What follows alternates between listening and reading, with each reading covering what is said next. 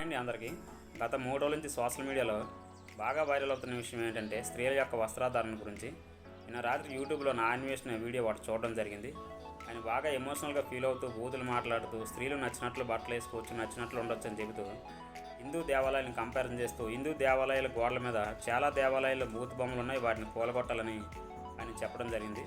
అయితే నా అన్వేషణ అంటే నాకు కూడా చాలా ఇష్టం, ఎందుకంటే మంచి ఆటగాడు, మంచి యూట్యూబర్, నెక్స్ట్ మా ఉత్తరాంధ్ర వాస్ కాబట్టి నేను కూడా ఆయన వీడియోలు చాలా చూస్తూ ఉంటాను.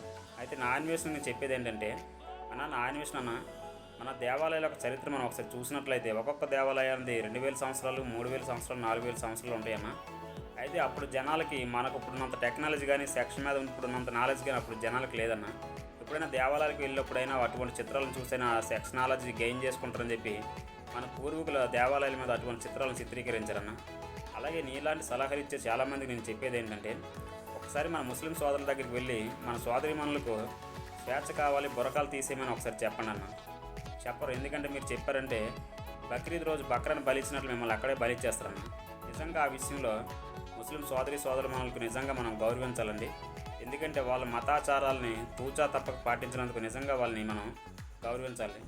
అలాగే స్త్రీలకు కూడా స్వేచ్ఛ అనేది 100% కావాలి.